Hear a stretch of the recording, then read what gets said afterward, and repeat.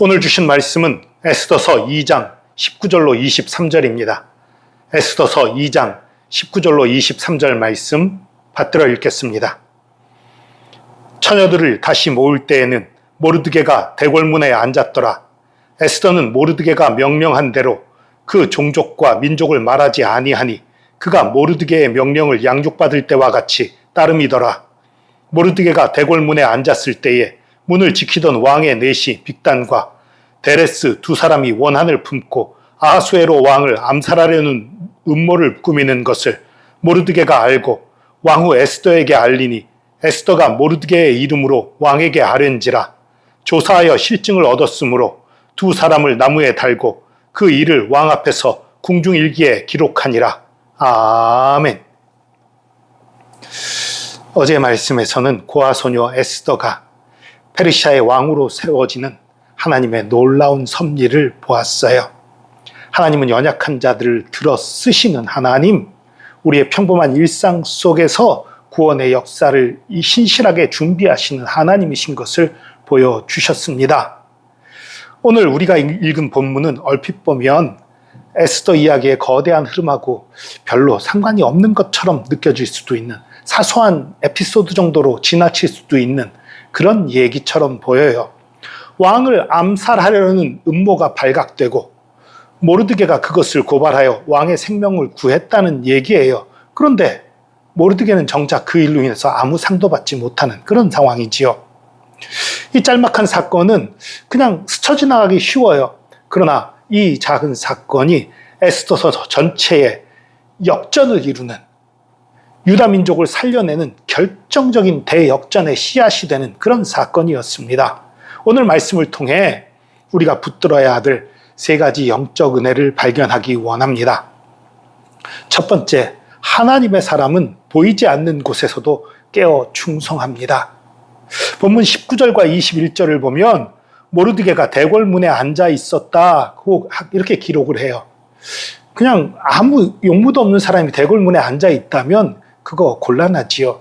이 대궐문에 앉아 있었다는 것은 모르드게가 공무원이었다는 사실, 오늘날로 말하면 공무원이었다는 사실을, 그러니까 하급 관리였어요. 그런 사실을 알려줘요.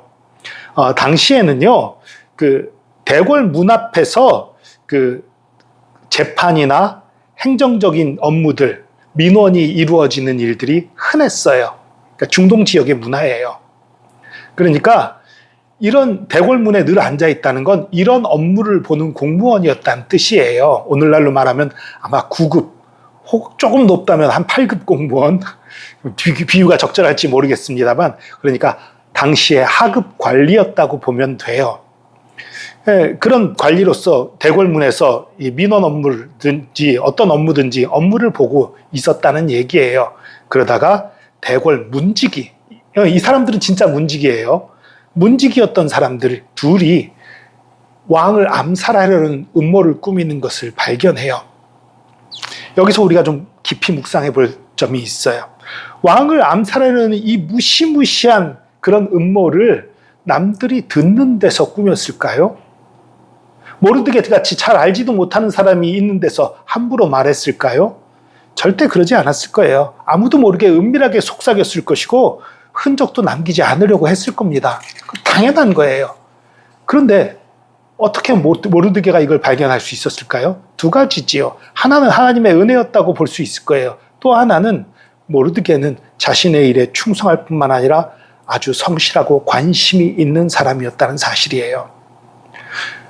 아마 이들이 이상한 낌새 정도밖에 보이지 않았을 거예요. 그냥 쟤들 이상한 일 있나 보다 무시하고 나하고 상관없는 일인데 넘어갈 수도 있는 그러한 일에서 꼬투리를 잡고 발견하게 되었을 거예요. 왜 발견할 수 있었겠습니까? 왕에 대한 충성심 혹은 왕비 에스더에 대한 사랑이 관심을 가지게 한 거지요.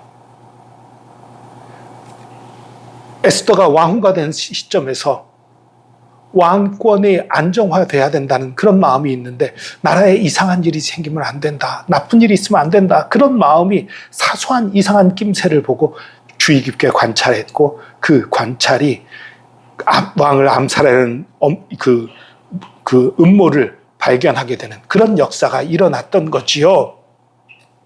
여러분, 진정한 충성은 이처럼 사소한 조짐도 지나치지 않는 민감함에서 시작됩니다.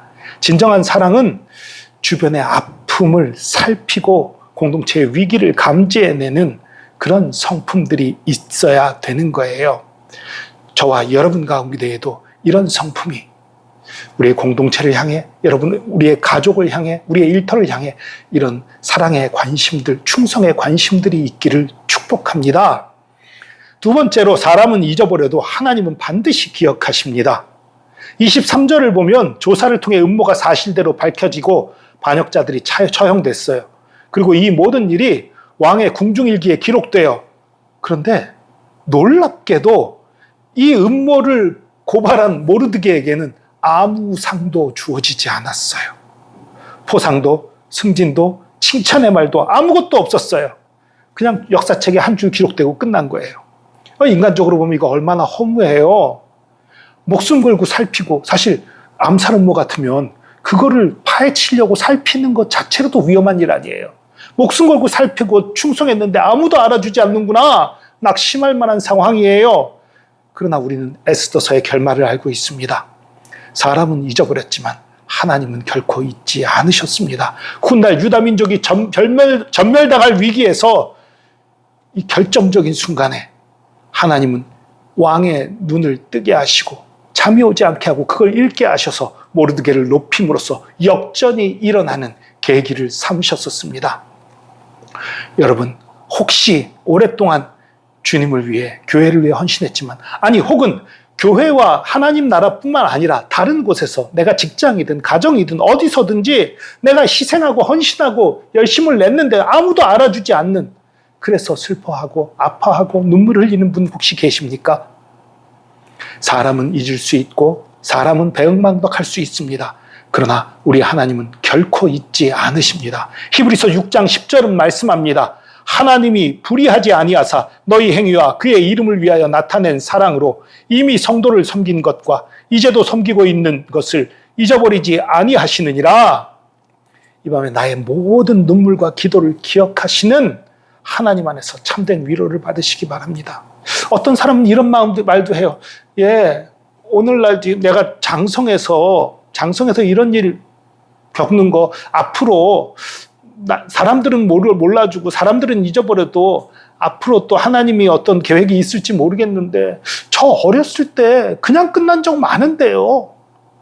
어렸을 때 학교에서 열심히 했는데 아무도 안 알아준 적이 많았어요. 집에서도 내가 열심히 한 거 아무도 안 알아준 적 많았어요. 어렸을 때 어디서 뭔가 열심히 했는데 아무도 안 알아준 적 많았어요. 그리고 그냥 끝났어요. 여러분은 끝났다고 생각할지 몰라요. 그거 훈련이었을 수도 있는 거예요. 여러분, 저도 그런 경험 참 많았어요. 근데 제 딸도 그러더라고요.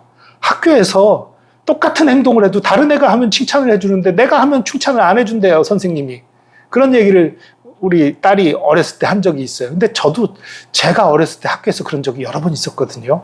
제 기억에 그랬어요. 그런데요, 저는요, 그 일로 인해서 나중에 그것을 누군가 알아주면서 좋은 일이 있었던 거? 그런 기억 없어요. 그러니까 날아갔나? 아니요.